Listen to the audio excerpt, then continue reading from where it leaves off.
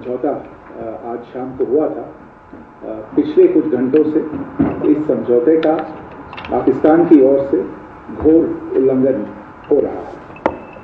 भारतीय सेना जवाबी कार्रवाई कर रही है और इस सीमा अतिक्रमण से निपट रही है। ये अतिक्रमण अत्यंत ही निंदनीय है और पाकिस्तान इनके लिए जिम्मेदार है।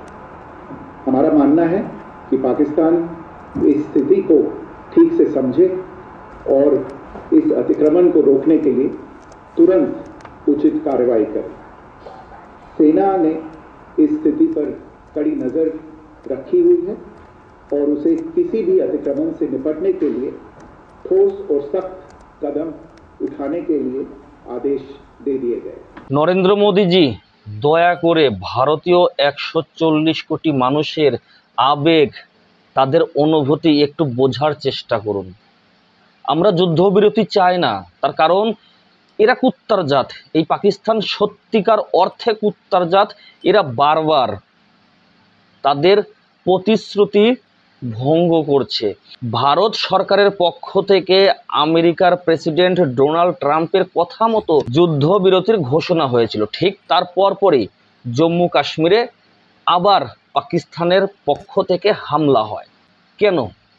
এমন তো না যে আমরা যুদ্ধ করার ক্ষমতা রাখি না, আমরা যথেষ্ট যুদ্ধ করার ক্ষমতা রাখি এবং শত্রুর বুকের পুর পাড়া দিয়ে তাদের ঘায়েল করার হিম্মত রাখি, আমরা ক্ষমতা রাখি।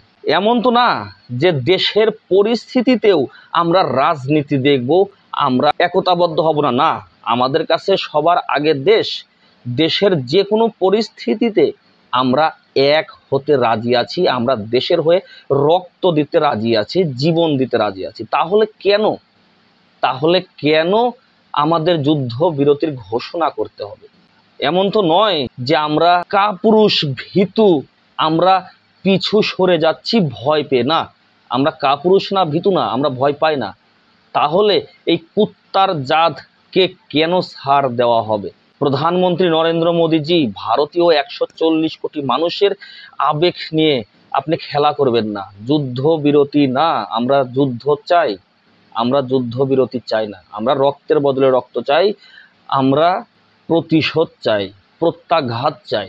আপনাদেরকে বারবার প্রেস কনফারেন্স করে বলতে হবে না আমরা যুদ্ধ বিরতি ঘোষণা করলাম।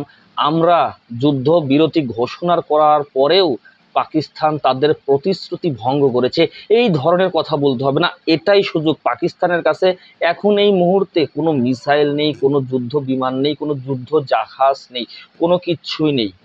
আছে শুধু তাদের উগ্রতা।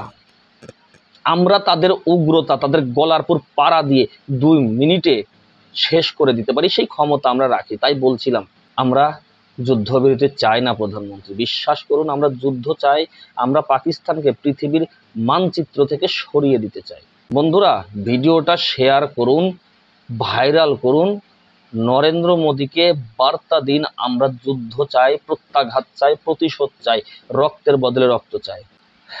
জয় হিন্দ, বন্দে মাতরম, ভারত মাতা কি জয়।